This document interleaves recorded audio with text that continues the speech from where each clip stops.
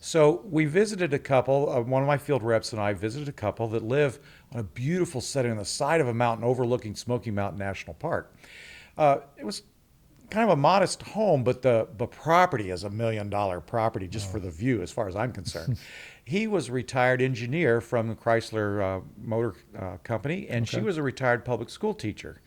None of them had Adventist relatives. They had joined the Seventh Adventist Church, and they didn't have any children. And so, as they wanted to consider a gift, just about all of their estate is going to go into some type of God's work.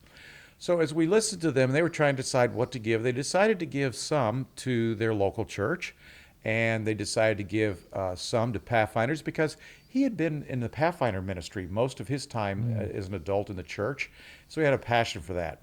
She had a passion for worthy students. Okay. Now, she had been a public school teacher, but her passion was for worthy students in Adventist education.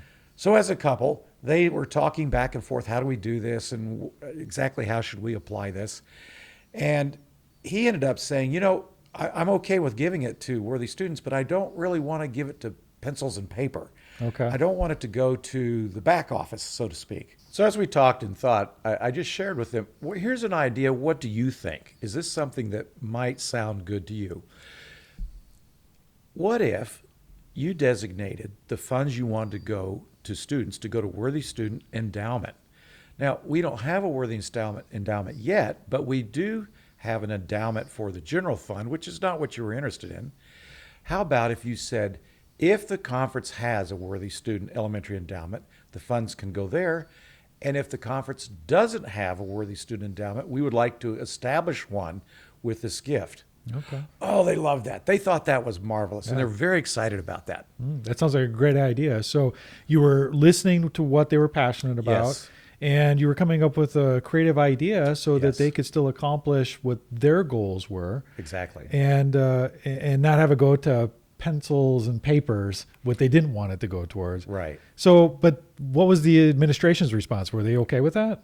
Well, interesting enough, we already have this endowment fund that's a general endowment fund, but it's not Worthy Student Endowment Fund. Right. Yeah. So I came back to our conference treasurer and I said, these folks would like to give in their state this way. Is that something the conference would be willing to establish if one isn't already going? And our conference treasurer is great. He said, of course we would. Amen. And what I like, Scott, is we can sit down and we can honor what people want to do. We don't bring any pressure. We don't try to urge them this direction or that direction. We try to listen. What would you like to do? And here's a way to do what you want to do. That's fantastic. And it's great to know that they can have a specific use for their gift,